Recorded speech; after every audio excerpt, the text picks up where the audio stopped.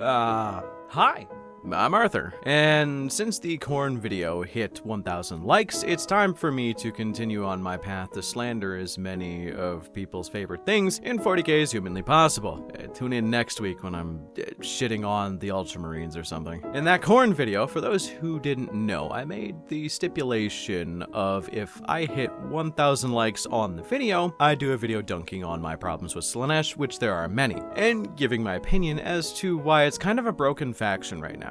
And since you all exceeded that number, I think it's time for me to actually uphold my end of the bargain and let you know that Slaanesh is complicated. Of all the Chaos Gods, Slaanesh is one of the ones that is considered to be the most significant, as well as just the least significant at the same time. I say all this as it is complicated. We are post-Demon Update Slaanesh for 40k and AOS, but pre-40k Chaos Marine update for Slaanesh at time of writing. So there might be an update and Fulgrim will make things super cool, but for now, Slaanesh is just all over the place and doing not much. I have so many problems with Slaanesh, which sucks because I have a Slaaneshi warband that I use from time to time in 40k, which is the Flawless Host, and I love them dearly. I think the idea of Slaanesh is an interesting one, but the problem therein is that Slaanesh as an idea is all over the place, and I find the representation of the lore of Slaanesh to be a bit awkward,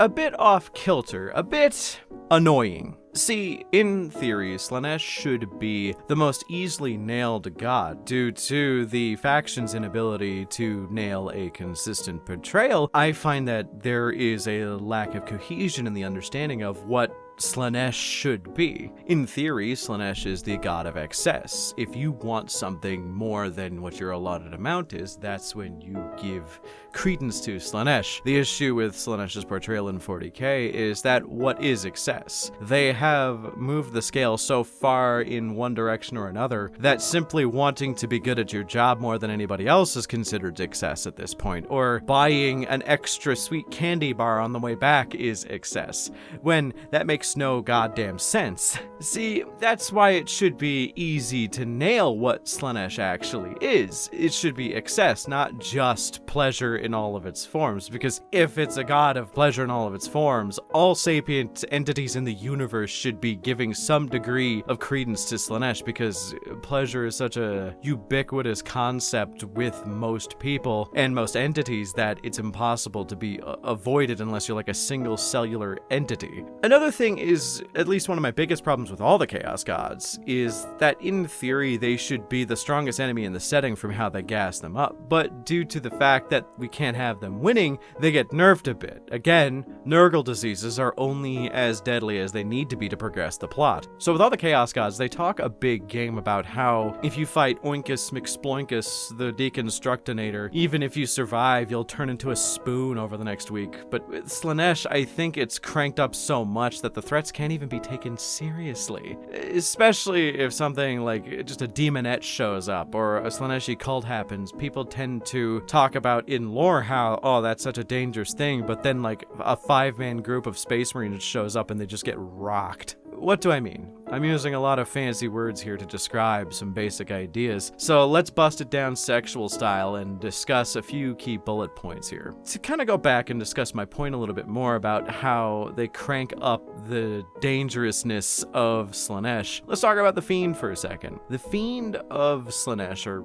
the Fiends of Slaanesh, because there's more than one, is considered one of the most dangerous tools in Slaanesh's toolkit. They reek of a soporific musk. A soporific basically being something that dulls the senses and numbs you to pain. It makes you insensate. You will be slower to react. It's why they're one of the more dangerous, but in lore, even if you kill a fiend, or the one that you're dealing with, you will be permanently corrupted by Slaanesh and just only get worse if you breathe in the musk. And it says it's crazy powerful, as none can resist the allure of the musk, and I'm like, that's so dumb. Okay, if it takes just one to corrupt a whole bunch of people because they just need to breathe near it, why don't they just deploy these en masse, or even just get gas globes containing this? You'd probably win pretty easily if you just dropped a little bit of it and then like have some kind of genetic memory bullshit where an individual infected by the weird titty horse gas will know how to make the gas from scratch, and then you'd win pretty easily, right? But no, they don't do that. Same with the demonettes. Allegedly, no mortal can resist their allure. Okay, not my thing, but go off, I guess. But in demon warfare, they just die in the thousands against anything that isn't just a normal human, and even normal humans can sometimes resist them. There's so much smack talk about how Slaanesh is the greatest, none can resist them, but there are so many examples of people resisting them in the lore that it causes them to come off as weak, even if in the lore they say that they're super strong and dangerous guys. Hell, it's stated that the only thing that could ever corrupt a Grey Knight who was traveling all the circles of Slaanesh's realm was meeting Slaanesh themselves, which is okay, that I get it. Grey Knights are kind of powerful, particularly immune to corruption, and also very psychic, but that's a mortal, man. Even if it's Kaldor Drago, like, they are still just a 2-wound model on the table and a 5-wound at most. In theory, you shouldn't be able to send a 5-man squad of Grey Knights into the warp and just call it a day, and they'll probably just carve out a path at some point, right?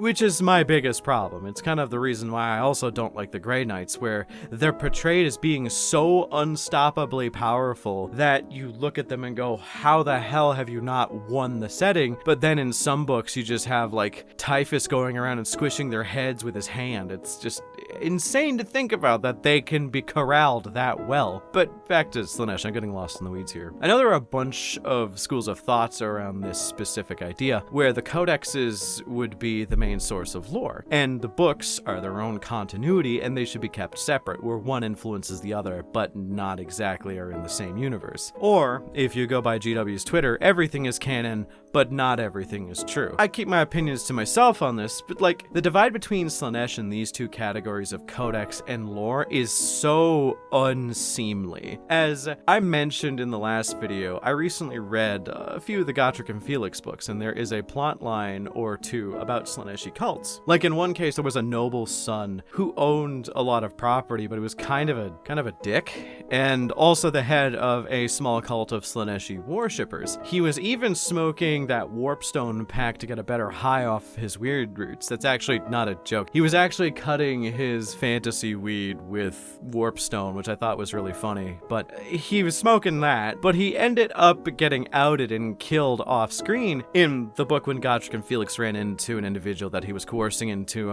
illicit behaviors. They ratted him out and he ended up getting executed off screen, which that sounds a little too easily dealt with. I get it, Gotrek is really good at the murder thing, but also, how easily uprooted are these kinds of things if you can just deal with it off screen? Though I guess the fantasy world, there isn't as much of a difficulty finding these kinds of things, as it's more of a town-to-town issue rather than a planet-to-planet like it is in 40k. I'm getting further lost in the weeds again. But in the 40k setting specifically, Slaanesh is such an important god because their birth led to the Eye of Terror and the bleeding of chaos into the mortal realm of 40k. Real space of 40k. Okay, listen, these terms bleed together a lot. I'm going to misspeak as I read a lot of AOS lore once upon a time, but no one wanted to hear about it, so I can't make AOS videos, so now I just say AOS things when I'm talking about 40k things. Leave me alone. I will cry if you make fun of me. But Slaanesh is the reason chaos broke into real space in 40k, and thus is the reason for all the Imperium's issues at current date. Though this also means we can trace most of our woes back to the Eldar, which gives me a bit of peace knowing how we murder them almost on a daily basis. Regardless, in the modern setting, there is just nothing. Slaanesh has minor incursions, and if you cut out Fulgrim and all his doings, there isn't as much going on for them as possible. Aside from some small warbands here and there, I know there is in Ilara's Vale a really fun warband known as the Pure, but there isn't much going on outside of the Emperor's Children and Fulgrim, and even then, the Emperor's Children and Fulgrim aren't doing too much. I know that that's going to escalate more as the update and range refresh for that as a faction comes out, but in general, I think that Slaanesh is not really doing anything right now of note. I could be wrong, because we all have blind spots when it comes to 40k, especially as a lore content creator. You're going to miss some things, so I'm not afraid to admit when I'm wrong. So if you guys know of anything that Slaanesh has been doing recently that's been important, vaguely important, feel free to comment down below, and I'll even pin it if it's interesting. But it can't be just like, oh, they took this one kind of important planet. But as it is now, Slaanesh is just the most disappointing of all the Chaos Gods. They do nothing in the setting of imports without Fulgrim. I guess Fabius Bile counts, but well, not really, and I just need more. Like, Slaanesh will fight to the death for every Eldar soul, so if a Chaos God were to get a hold of them that wasn't them, there would be an all-out war, but then for some reason, Isha is under the control of Nurgle. Yes, I know Nurgle won the fight and the war would be impossible to wage, but still, I feel like there should be more plot between Slaanesh trying to get that back, because, you know, Isha's kind of important. I don't know. Am I just an old man yelling at clouds? Let me know.